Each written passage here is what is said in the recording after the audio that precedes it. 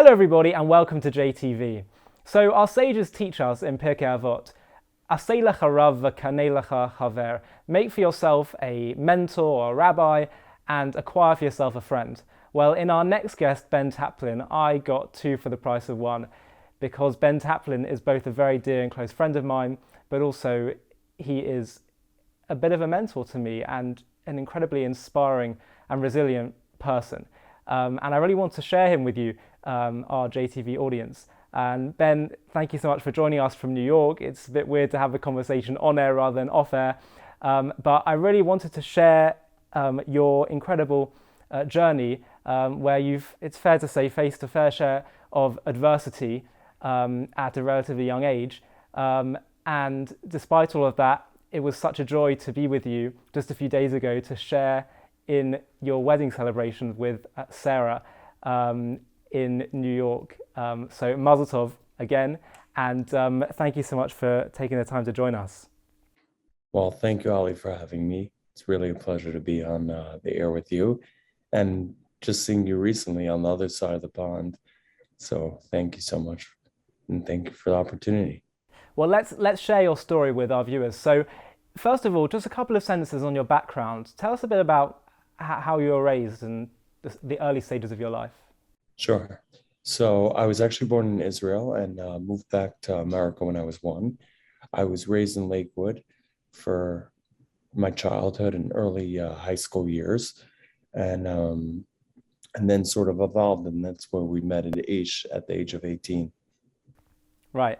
And what was your journey to ending up in Yeshiva, where we were both there together? How did that happen? Was it expected? Was it always like just the rite of passage? Everyone goes to Yeshiva. So from where I come from, everybody definitely goes to yeshiva, but definitely not H. H is not on the agenda for most people. It was a journey that wasn't an easy one, I would say. Late elementary school, early high school is when I realized that the system I'd grown up in wasn't the one I wanted to lead in my life, and to figure out what I would want to do definitely took a lot. Definitely took soul searching, heartache, exploring, experimenting, just trying to figure out what worked for me and what didn't. Definitely not an easy process. It was a roller coaster, but it's something that I'm very happy and proud of today. What did you find wasn't working for you, and what did you find did work better for you in terms of your Jewish practice? So it's interesting. I feel like whatever society a person grows up in, if you have the personality where you're searching, you're going to look somewhere else. Unless you're extremely content with who you are as an individual, which I would say most young teenagers are not. Somebody with my personality, is definitely going to go the opposite route. And I always joke that if I grow up on the other side of the spectrum, I go to Lakewood. So, there's definitely a lot in that. For me personally, I would say that it was a very restrictive, very insular community. And that was something that was definitely at the time very difficult. Years later, and I'd say, in the past few years, I've learned to appreciate a lot of the things that were normal there that now aren't normal for me. And now I'm able to appreciate them. But definitely at the time, I was not able to appreciate, and it felt like a burden. And then before we get to the obviously major event that happened after you left your studies in Israel, what were sort of your next stage plans of life after you left yeshiva? So I actually was going to go to college to become a criminal defense attorney. Guys like Nate Lewin, and who happens to not be a criminal defense attorney, but guys like Benjamin Brofman, these were heroes of mine, and I wanted to make a difference in the world. Not necessarily what I understood to be a Jewish difference, but definitely a difference. And that was the life I was about to lead before I got sick, which I'm sure we're going to discuss that. Right. Well, that was the next thing, and then of course all hell broke loose. So, what year are we talking, and talk us through what happened with you when you fell into a coma. Sure. So I come back from Israel in late November of 2013. and was preparing to go to college. I was going to go to undergrad at Temple University in Philadelphia. And shortly before that, I was living at home actually in Lakewood, and I started having chest pain. Eventually it got worse, and ultimately I went to the hospital, and originally it wasn't deemed anything too bad at all. I was actually just put on regular antibiotics, and they were just monitoring me. And in the middle of the night is when all hell broke loose, and I had something called a pneumothorax, which means basically like I threw up internally from the infection was originally my lower left lobe, and it spread all over my lungs, which ultimately collapsed them, pushed into my heart, and that's when they put me in a coma. Wow, so it was an induced coma. Yes. And did you know beforehand that you were going to go into a coma? Definitely not. I actually, the pain was so unbearable at one point that I actually asked the doctor to put me out because it was just too much. The pain was too much. And they put me on like a dentist level sedation, nothing really more than that. And they were just monitoring me. Nobody thought, anything would really happen. But in the middle of the night is when things got really, they went from bad to worse. And that's when they put me into an actual coma. And when things were getting really bad, do you remember moments before what was going through your mind at that point, what you were thinking? Do you remember any of that? No, once I was put out by the dentist level sedation, I don't remember anything anymore from that. Right. So they put you into a coma, and how long were you in that coma for? 2.5 months. Wow. And I remember that time very clearly. I remember, social media really went crazy, and it was just such a shock to everyone. And I presume you never ever experienced consciousness during that time, right? So it's just like a very long sleep. And so you awoke 2.5 months later. What happened then? So that in itself was a long process, and there's a lot to unpack there.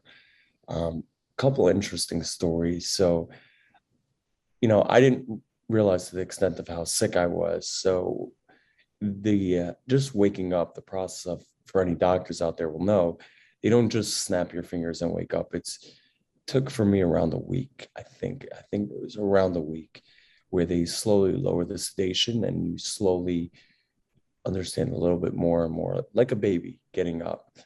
And for me, I didn't realize how sick I was. And I didn't even realize where I was. They would come in and tell me different current events. So one quick story, just to give your viewers a little bit of context. I don't know how graphic I could be on here, but on the side of my bed, they would collect pee, and or whatever you guys call that in the UK. But my mother saw that they were, they were making a whole scene, and I didn't understand what was going on. And my mother said to me the day before, I wasn't even able to pee at all. I was on dialysis, and they were so happy that I was able to even go to the bathroom a little bit. So that's just one story, just to illustrate how sick I was, and to the extent and how much I didn't even realize. Wow. And the moment you woke up and you were fully conscious, were you aware that you'd been in a coma? Did you know what was going on? Like, how did you come to your senses? No, no, no, that definitely took a little while to really understand where I was. I did not understand why I was so sick or why I was in the hospital at all. But when you woke up, did you feel as if you'd been asleep for a long time? Like, did you have any? You had no sense. You just was your last memory of just being in that hospital. So you assume, well, this is just the next day. Yeah, I mean, it's hard to articulate this in the right way to your viewers, but it's not like a snap of a finger. It's why am I here? Like, I don't understand why I'm here. And for them to slowly, they don't just give you all the information at once, because that could shock a person and the blood pressure could shoot up. But they would slowly over time tell me a little bit. They didn't tell me they didn't give me information overload. So it was a process of explaining all that. So talk us through the recovery process now, because it's been a long journey and a challenging journey where it was not just straightforward, where, a week or two in hospital and you're back to full health. Talk us through what sort of happened in the days, weeks, months, and years that followed. Sure. So this is, I think, the most important part, and everybody in their own way. This is my story, but I think everybody in their own way could take something out of this. There's a couple key points to getting somebody who is lying in a hospital bed to a place where they could live a productive life. And for every person, that's different. You can't compare two stories because everybody has a unique experience. But there's a couple things that every person, whoever's watching this or listening to this, can take out. Number one, your challenge doesn't define you. Number two, a support system is crucial, whether it be friends, whether it be family. In my case, I was extremely fortunate to have both. But I think that if you can't have any of those two for whatever reason, you yourself could be that support system to yourself. But you can't allow the issue, whatever that may be, to take over who you are. And very often that does. People get defined by the illness or by the challenge they have. For me, just to give you the human side, when I first woke up, it was unbearable. I was in an exorbitant amount of pain. I couldn't move my body. Just to give you a little bit of context, I couldn't even open up a can of Coke. I was so weak. When the therapist would come in to pick up my legs, I couldn't even do that. I would kick them out of the room. So learning how to walk again, I was trached. If you see, I had to get off meds that I got addicted to, like fentanyl and Dilaudid, which are opioids that are extremely difficult to get off. And I didn't get to go to rehab to get off of that. I had to get off of that while learning how to walk and breathe again at the same time. And some of the most challenging things that a human being can endure. But your mind is so much stronger than that, and people limit themselves. And I was fortunate to have family and friends that really, really pushed me. They were there for me. They understood that it was difficult, it was challenging, but they didn't let the illness define me, and they didn't let that be an excuse for me not to work hard and to really put one foot in front of the other. So Ben, go on. Sure. No, go ahead. Well, I was going to ask, let's just go through a bit more like the specific milestones. So how long were you in the hospital for after you woke up before you were released? Sure. So I was in the hospital for a total of 6 months, 2.5. I was in a coma for. After that, I was in inpatient rehab to learn how to walk and I was on oxygen for many years. But when I left the hospital, I was on 6 liters. And by the time I left rehab, I was on 3 liters. Then I did outpatient rehab at home for 2 months. And then I started going out to therapists and to gym and to where I got to today. And you had to carry around an oxygen tank with you wherever you went, which was connected to your nose. For how long did you have to have that with you? So that I only got off around 3 years ago, 3.5 years ago.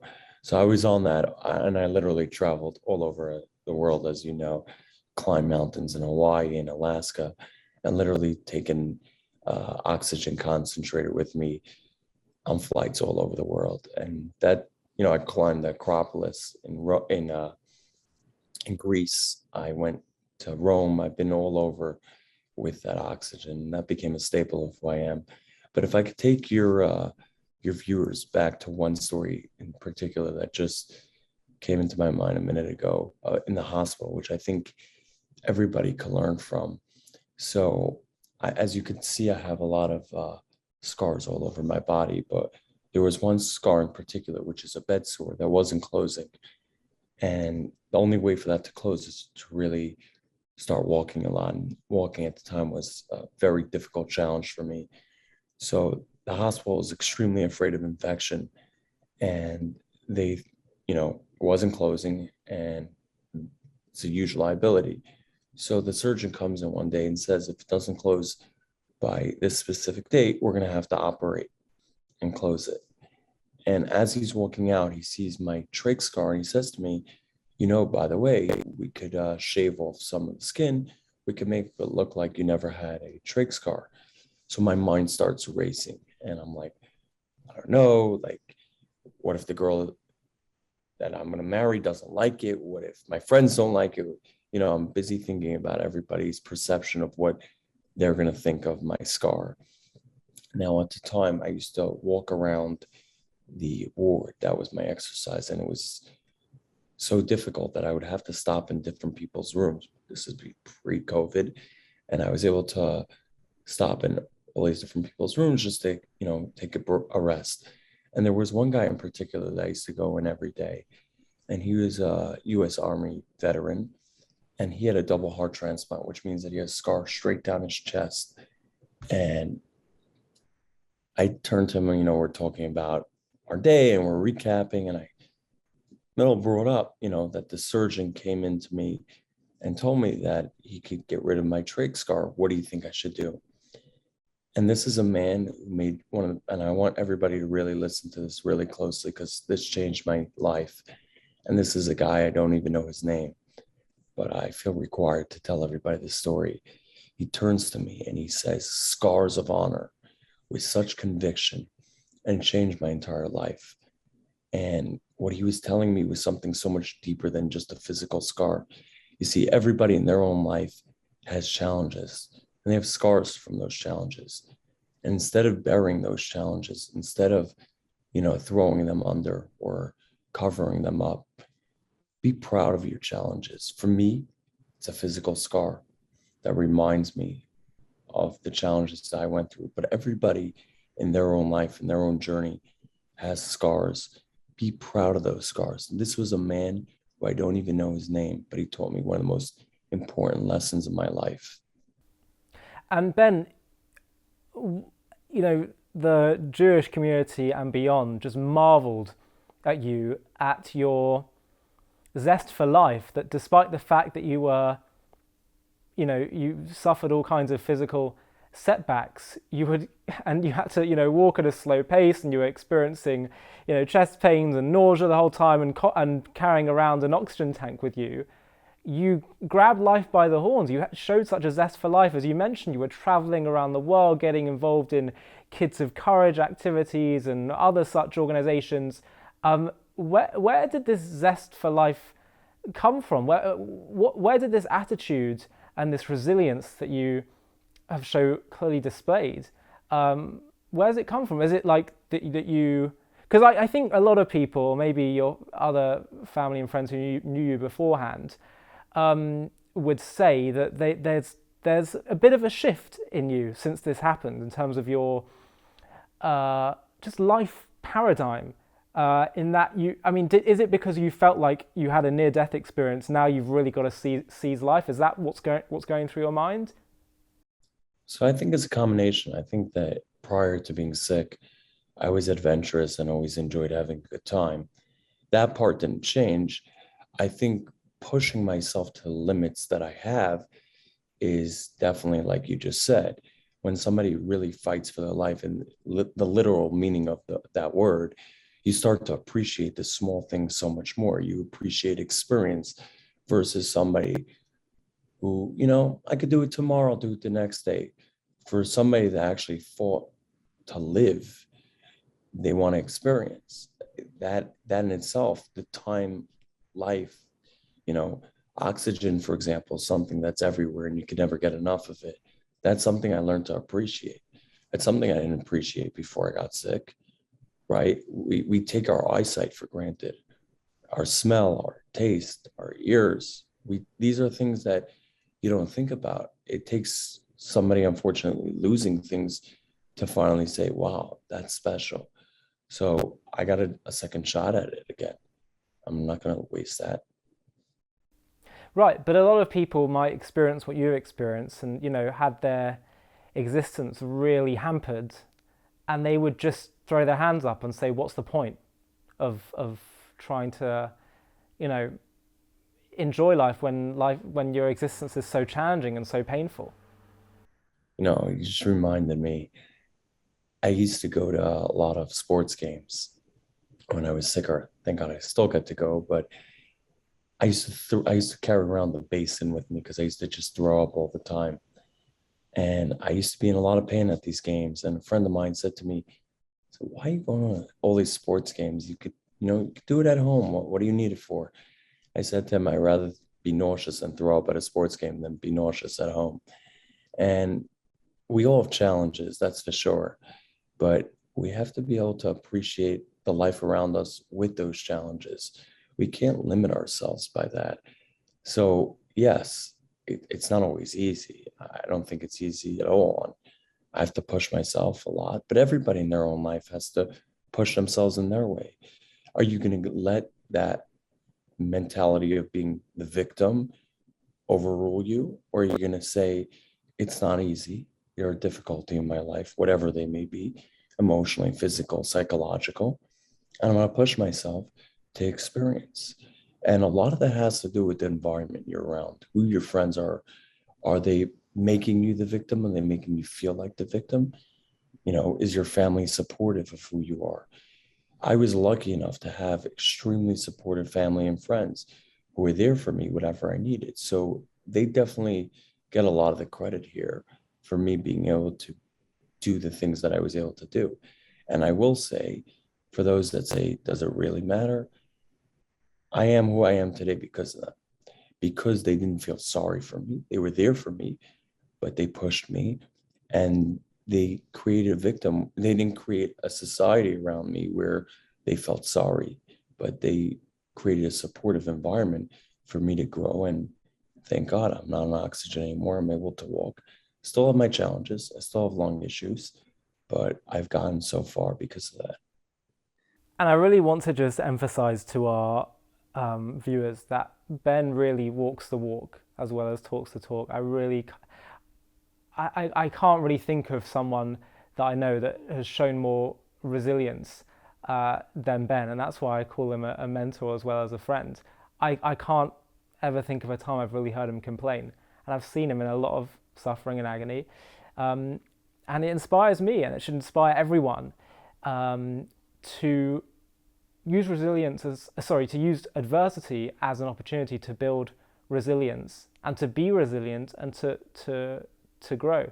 And so Ben, this just recently we had I had the tremendous honor of being at your wedding that you celebrated with Sarah. Can you tell us a bit about that incredibly moving and special event and about your wife? So I'll sum it up in just a couple words. Best day of my life by far. It was the greatest privilege, and for me to be able to get there was just so emotional. But I feel extremely lucky to have somebody who's going to go on that journey with me and who's a real teammate. And she's an incredible person. So I'm really lucky to have her in my life. It's incredible that I was able to get as far as I did to get to that place.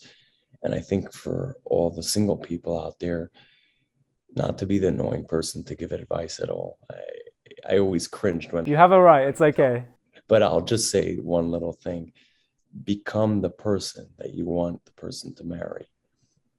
So I was lucky enough that I was able to put in work. I still have a lot of work ahead of me, but I think that if you work hard to get to a place where the person would want to marry you at that place, that's your mission, that's your goal.